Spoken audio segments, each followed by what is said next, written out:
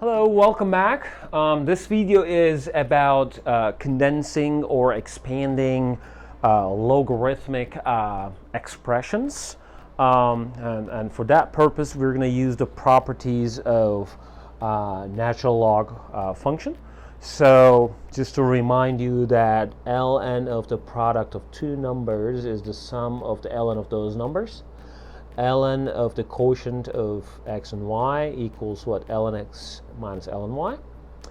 And ln x raised to the power z is always equal to putting that exponent in front of ln, so z times ln of x.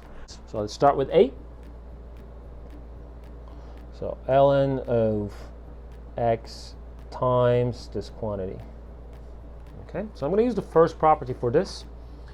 As you see, ln of the product of two quantities is the sum of the ln of those quantities.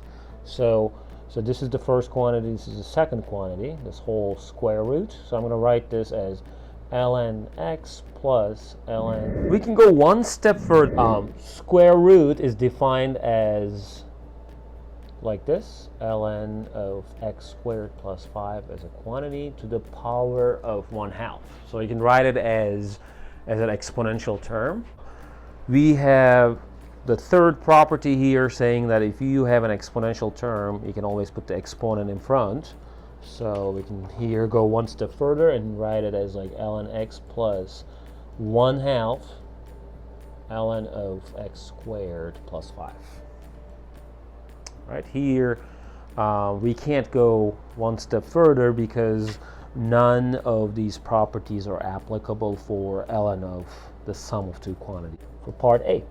For part B, we have ln of the expression, the whole square root of this rational expression. So square root of x minus 1 over 6. So remember that when you have a square root term in ln, so you should write it as an exponential term, like the way we did in part A. So I'm going to write this as this quantity, this whole quantity raised to the power of 1/2. And you use the third property in the list, which is like putting the exponent in front. Okay. So at this moment, we're left with a quotient, right? Ln of a quotient. So I'm going to use the second property. Let me just remind you again. The second property, ln of the quotient x and y is equal to ln x minus ln y. There we go. So 1/2. Let me just put a parentheses here. This is equal to ln of the top minus ln of the bottom. And that's all you can do. How about this one? So so far we're expanding the ln. I think that the third example is about condensing it.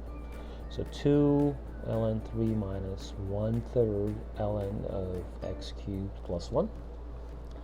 So I'm going to use the third property backwards. So we have a number multiplied by ln. So I'm going to write it as like ln of that number raised to the power. Okay. So in other words, I'm going to write this as like ln 3 squared minus ln x cubed plus 1, the whole quantity raised to the power of 1 over 3. It's in fact the cubic root, right? So then this is ln 9 minus ln cubic root of the whole quantity x cubed plus 1. And now I'm going to use the second property backwards. So if you have the difference of two ln's, then you can write it as a quotient, ln of the quotient.